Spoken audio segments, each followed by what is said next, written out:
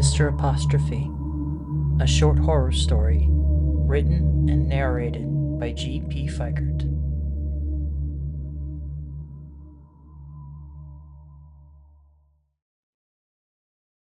I consider myself as rational a human being as much as the next person.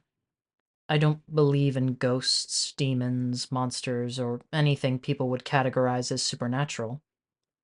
But even I have to admit that there are things in life you just can't provide answers for. Life is funny that way, especially when it catches you by surprise. My name is Sam Angelhorn. I was born on April 12th, 1990, and I graduated from music college in May of 2011. Ever since I was young, I dreamt of meeting the ranks of Bruce Springsteen, Elton John, and so many other musical giants. I hoped that if I graduated college with a degree in music production, I would be able to achieve my dream easily, but all it resulted in was a mountain of debt and a few connections. I was so far in debt that I needed to live with my parents to save on living expenses. We lived in a house in a small town of Ellijay, Georgia. If you've never been there, it is a town like most others, except it was surrounded by trees and miles of forests, with several hills surrounding it. It was a cozy town. It still gives me that childhood nostalgia every time I see it. After I returned home, I spent my time looking for opportunities in Atlanta, hoping to one day afford an apartment there. But in the meantime, I needed a source of income, so I decided to work at a local pizzeria called Polito's Pizza. I worked as a delivery driver. Since the place was local, it didn't come with any company cars, so I just had to use my own car. We don't have much by our hourly rates, but we do receive an insane amount of tip money, all of which we are allowed to keep. It was that part of it that helped put a dent in my college debt a lot faster. As for the job itself, I found it pretty enjoyable driving around my hometown, seeing what laid down the different roads that I never had the chance to explore as a kid. It allowed me to familiarize myself with my hometown even more. I knew every road, every route, and every neighborhood. For a whole year, I drove around and dropped off warm pizzas to different people, always being complimented on my fast delivery time. People called me the Pizza Bandit after that 1977 Burt Reynolds movie. Some would say that I was living the small town dream, but that dream wasn't really all sunshine and rainbows. There were some places in LEJ that gave me the creeps whenever I delivered there, especially some of the old houses that were located in the middle of the woods. The popularity I'd gained at Polito's prompted my manager, Charlie, to give me the late shifts every so often. Most of the time, I would be delivering from the afternoon to night time, and it was always once or twice during those times where I would make a delivery to Harvard Place. I wasn't the only one who hated that area. Most of the time, the other delivery drivers would want to swap deliveries whenever they received one out there. Harvard Place was an old neighborhood that was the furthest on the outskirts of LEJ. The neighborhood itself wasn't that bad, it was more the journey there that sucked for most. You would have to drive down a long and uneven dirt road that was so small that you would have to pull into the grass on the side if a car was headed the opposite way. The road was pitch black at night, surrounded by trees. I've encountered many animals on that road, such as a bunch of armadillos, stray cats, and I think I saw a coyote once, but it ran away so fast I never got a good look at it. It could have just been a dog. Either way, nothing about Harvard Place ever fazed me once I made it past the dirt road. At least, not until August 2012.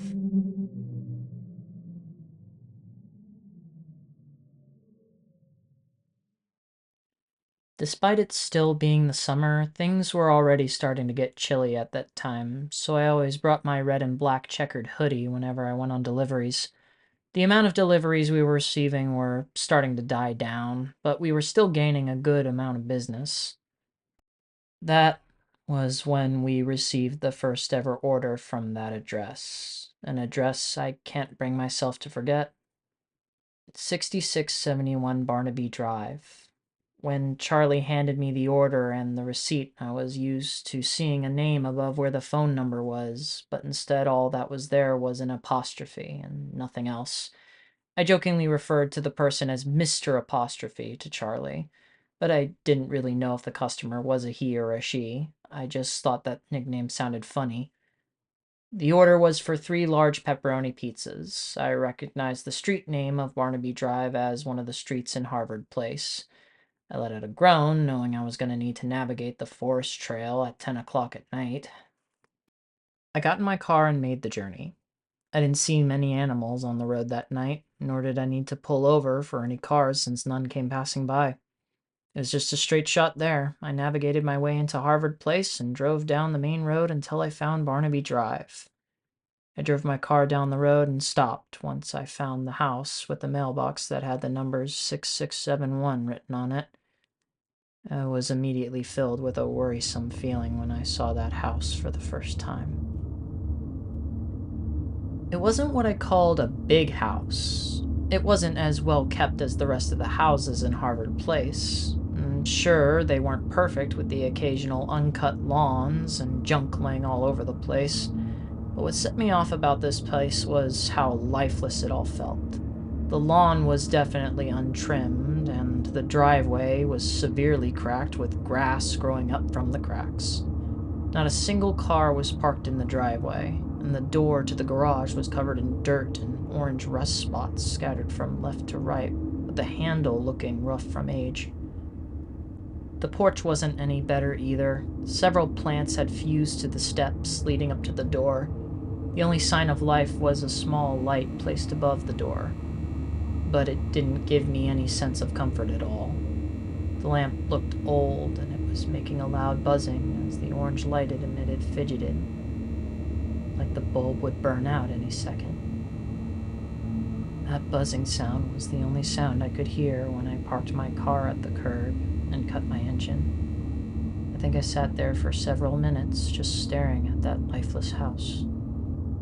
I might have left thinking it was abandoned if it weren't for that tiny buzzing orange light above the door. The buzzing made me feel like the house was waiting for me, beckoning me to draw in closer. I instinctively took my tiny can of mace out from my car door cubby and slipped it in my pocket. Thankfully, there was one relief I had when I saw in bolded letters on the receipt that read contactless. We established contactless deliveries as a way of preventing any dogs the owner might have from attacking the pizza deliverers.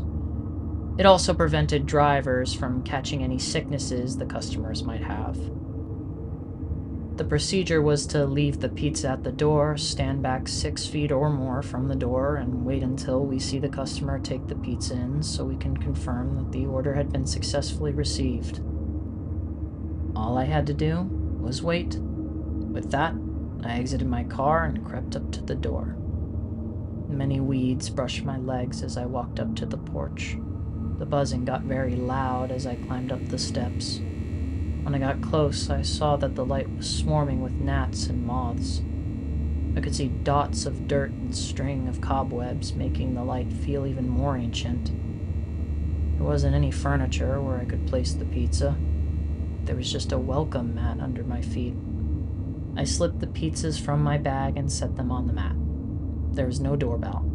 Just a spot on the wall next to the door with a much darker shade of color and 2 holes where 2 tiny screws used to be.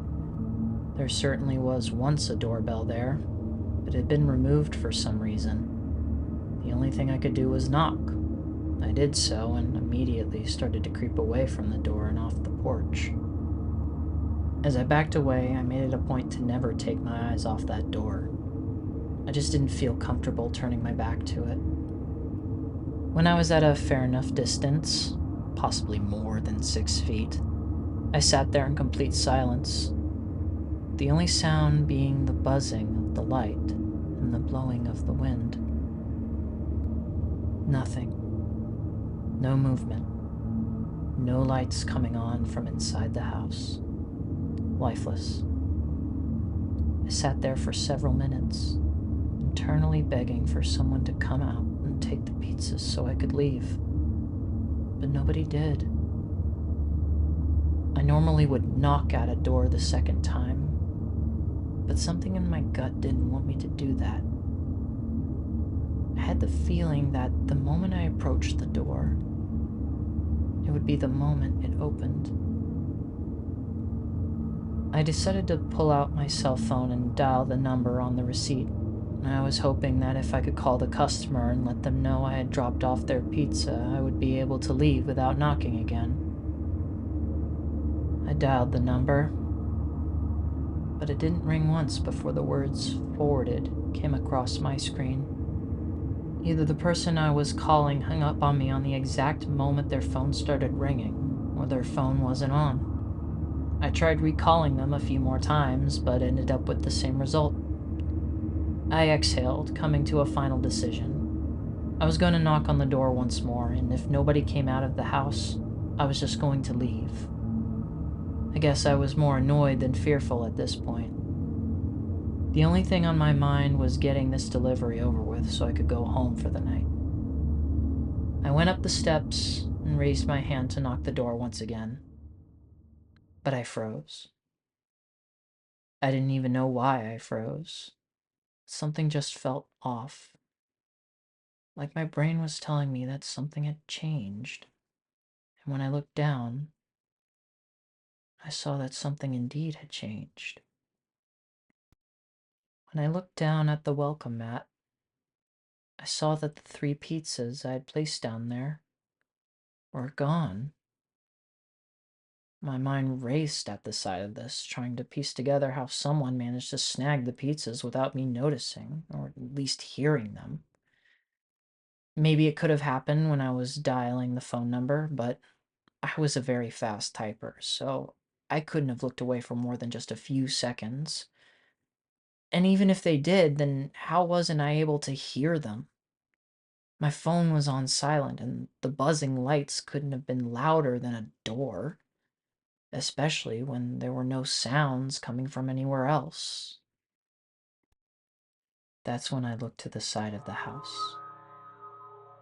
I saw nothing but darkness in the gap between the house and its neighboring house. I wondered if someone was in there, and that was how they grabbed the pizza. I listened for any noises inside the house, any movement, anything that sounded like talking, but it was dead quiet. The house just sat as lifeless as it did before.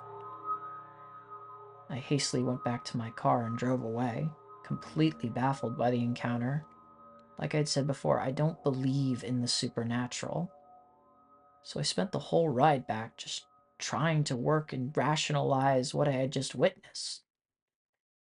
I chalked it up to just a rare case of perfect timing. Maybe I just failed to hear. But still, it was just as if the pizza had disappeared in an instant. I was very careful to never take my eyes off that door. I never thought to look down at that pizza. Part of me wondered what would have happened if I had. After that night, my life carried on as usual. I'd pretty much forgotten about the incident within the following days. I think I brought it up once in conversation to a coworker, but mainly just to bullshit them in a stupid conversation we were having about haunted locations. I wasn't being serious, and I forgot about it immediately after bringing it up. 2 months had gone by, and we were officially in the fall season, making the jacket even more necessary. I was having another one of my late night shifts when I noticed I had been given another delivery for Mr. Apostrophe. This order was mostly the same as the last. The only difference was that the word contactless was nowhere to be found on the receipt, meaning I was expected to hand deliver it to the customer.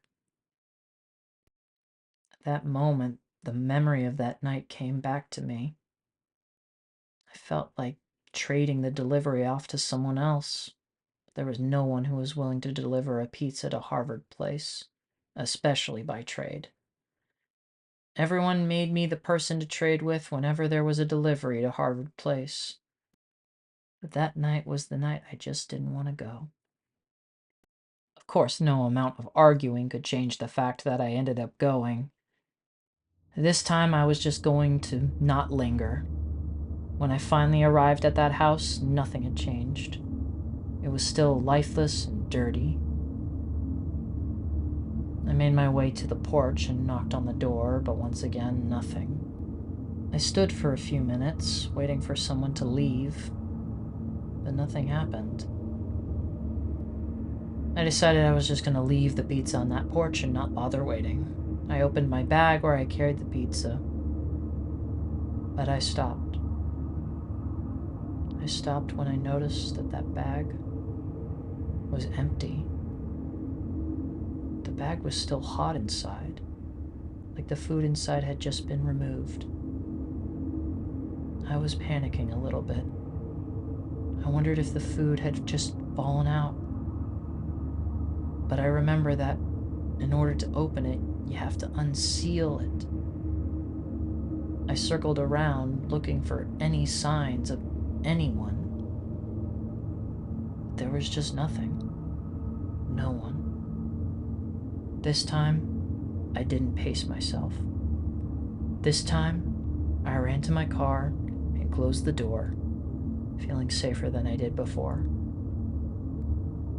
I remembered feeling how heavy the pizza was. I put my hand on the passenger seat where I kept the pizza. It was still warm. I knew I hadn't forgotten the pizza back at Polito's, yet it had just vanished. Like it just blinked out of existence. The thought of someone being able to sneak up on me and snatching the pizza from my bag without being seen sounded impossible. The Velcro that kept the bag sealed would have made a noise. I was just ready to leave when that feeling returned. The feeling that something was different, that something had changed. I followed my peripheral vision to the house again, and I sensed a change of light. There was a window on the roof of the house. It had no curtains that was blocking it. I couldn't make out anything inside, but I did see a faint orange light, glowing like a candle from inside. If I didn't feel watched before, I certainly felt watched now. I didn't see anyone in that window, but I could feel something was watching me. I turned on my car's engine and drove away, wanting to be done with this place. This time it was harder to forget about that house. I felt like the first incident could have been explained away. The second incident was too bizarre for me to come up with any reason on how someone could have snatched the pizzas while I still held them. I think it was a day later when I asked my manager, Charlie, how he had received the orders from Barnaby Drive. He checked the records and told me that the delivery we had in August was the first time on record that we ever received an order from that house. The order had been placed online. The thought of dialing the number on the receipt again crossed my mind, but I chose not to. I didn't want to provoke this any further. I just wanted to get by without any more strange occurrences. In the following month, I had received one last encounter with that house, and this one was possibly even more terrifying than any that had come before. I was in a much better mood that night when I had received the order for the third time, so I wasn't as quick to rush it as before. I just took a breath, put on my jacket, got in my car, and drove to Harvard Place once again. This calmness I had that day made me better reflect on all the strangeness that I had seen at that house. I thought about how the many pizzas mysteriously vanished whenever I stopped paying attention to them. I looked at the pizzas in my passenger seat. Still there, still warm, and still the same pepperoni pizzas as all the orders that came prior. I decided I wasn't going to look away this time, that all of my focus would be on the whereabouts of the pizzas I was carrying. Then a thought hit me, one that unsettled me a bit more. How many people lived in that house? Every order had been 3 large pepperoni pizzas, yet the house was always quiet. I doubt that more than just one person would live in such a quiet house. Maybe our Mr. Apostrophe could be saving up on extra pizza for later days. I think it was safe to assume, judging by the rough condition of the house, whoever lived there was poor or suffering from some kind of neglect to go outside or do some housework. So they might just be ordering and saving pizzas that were already made so they wouldn't have to cook their own food. I've heard of people who do things like that, and Polito's was certainly a place renowned for its generous pricing. Still, how could someone be neglectful and yet be so undetectable? In my line of thinking, I caught a glimpse of something in the road, and I slammed my brakes hard. The thing was gone before I had a good look at it. It just vanished off into the trees. For just a moment, I thought I saw what looked like a very thin leg slip into the trees, like the leg of a spider, but it was bigger, much bigger. I don't have arachnophobia or anything like that, but the sight of that leg made me shiver. I sat there on the dirt road for a good while, until I was sure that whatever I had seen was not coming back. I took a long series of breaths and looked back at the pizzas. They were still there, which gave me a feel of relief, but also a bit of dread, knowing fully that I would need to finish the delivery. I don't know how, but I managed to muster up some courage to arrive, and I looked upon the house once again. There weren't any changes from last time, except for that window where the light was. The curtains were still open, but there was no light, and I still couldn't see what was inside. I looked at the pizzas again, still there. I headed toward the house, keeping the pizzas in front of me as I heard that familiar buzz of the light. I go to the porch and set the pizzas down, not taking my eyes off them for even a second. I back away slowly, watching them until I reach my car. The pizzas didn't move. They still remained.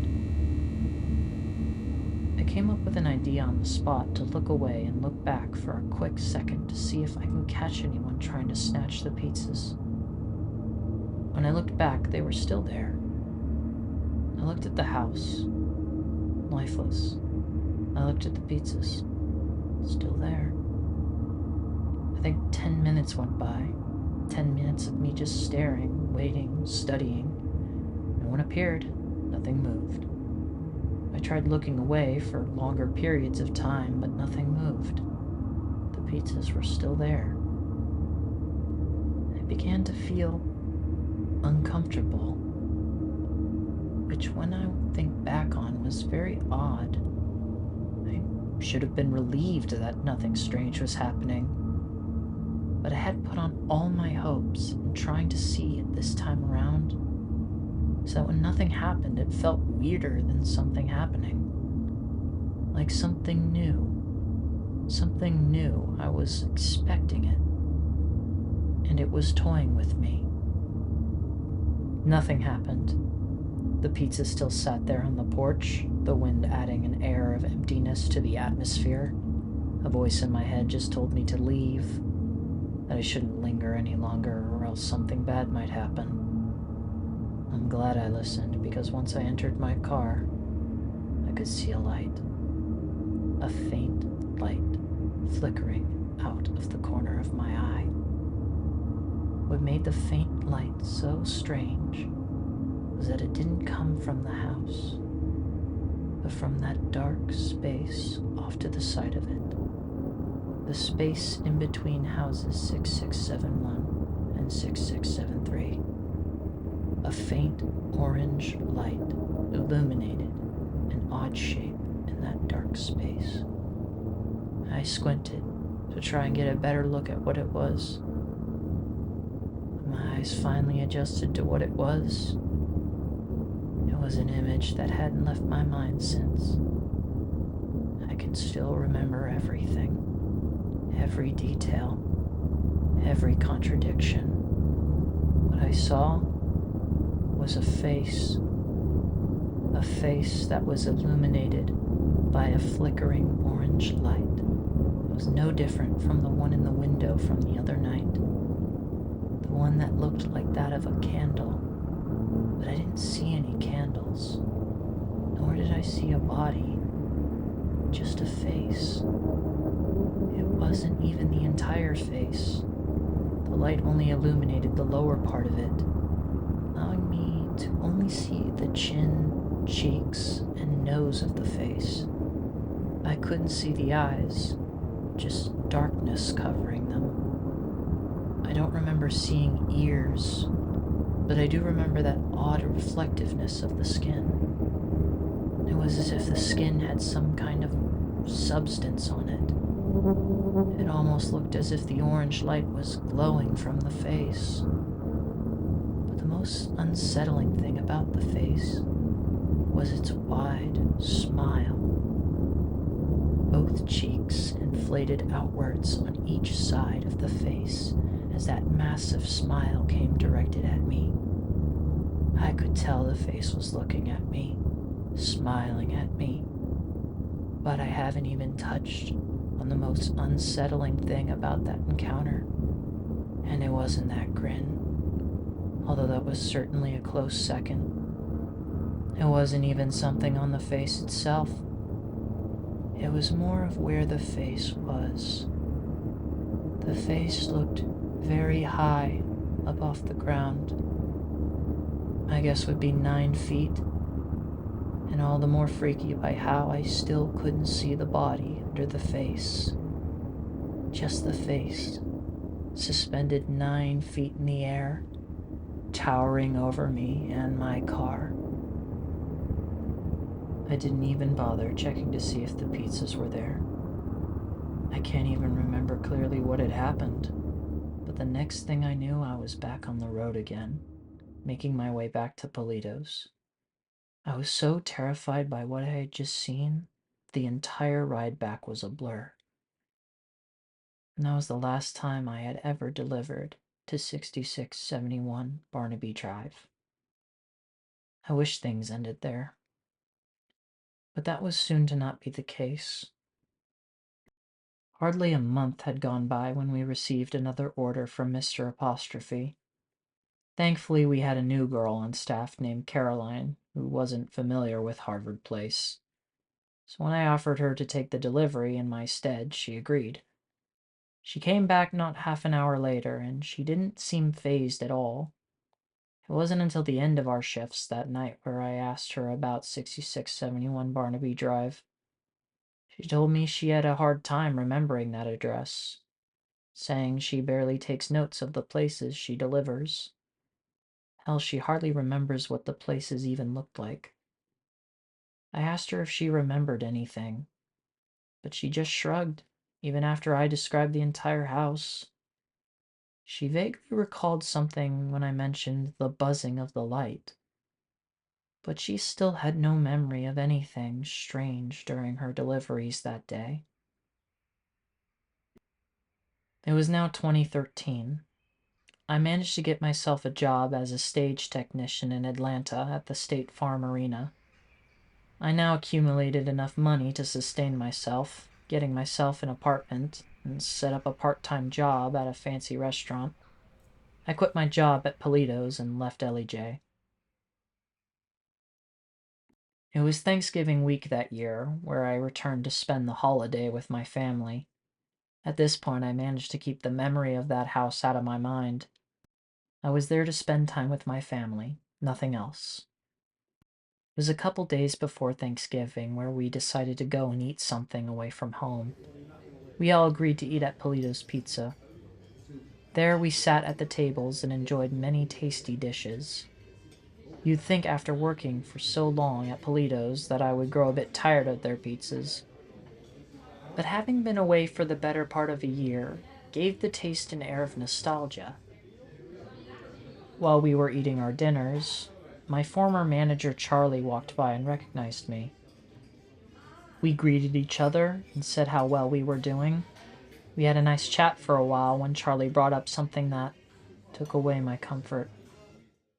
Charlie was speaking to my family on how good of a driver I was. He said the customers loved me, and after I left, one of them had asked specifically for me. That was the part that made me feel a bit nervous.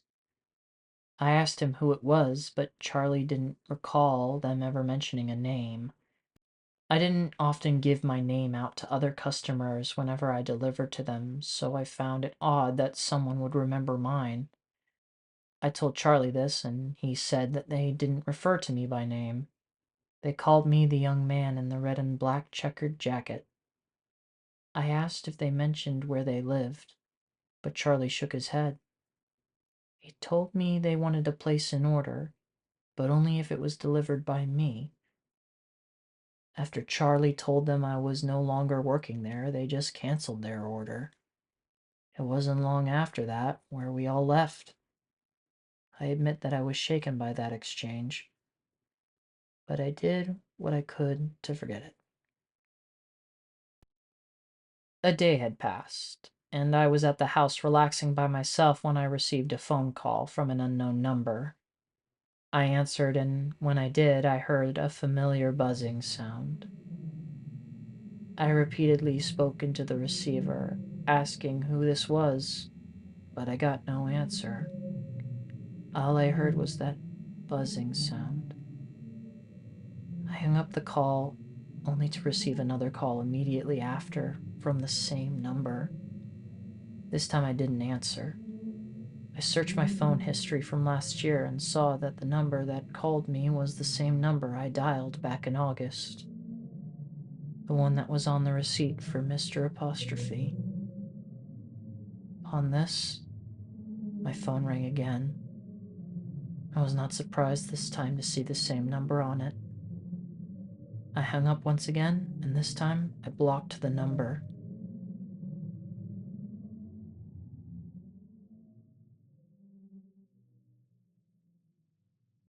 After that day, everything continued as normal. I had Thanksgiving dinner with my family and went back to Atlanta shortly after. There was only one moment where I remember passing the turn that would lead into the dirt road that would take you to Harvard Place. I never wanted to go back there again, and I never did.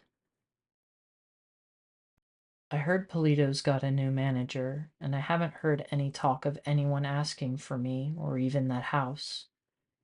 All I know is that Harvard Place might be slated for some rehousing, but I don't know if it's true or not. But I'm not ever going near that place ever again. I don't know what it was I saw that night, but I am not interested enough to find out. I'm perfectly happy where I am. I have a wife, and we are expecting a kid soon. Still, I sometimes have nightmares about that place, about that face, and I can still hear that buzzing sound out my window.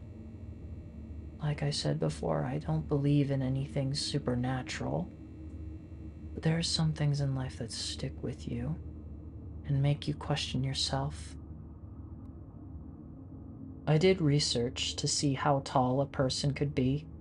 The record was set by a man in the early 1900s named Robert Wadlow, who stood at 8 feet, which was definitely nowhere near as tall as the man I saw. I really can't put to words what I had encountered that night, but I hope that whatever it is, it doesn't find its way back into my life. I hope that whatever obsession this thing has over me, it isn't strong enough to where it will follow me all the way here to Atlanta.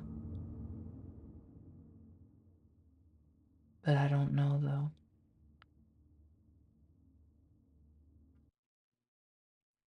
Thank you all so much for listening to Mr. Apostrophe. I hope it gave you a good fright. If you want the chance of more stories like this, please like, subscribe, and share it with your friends. Have a happy Halloween, everyone.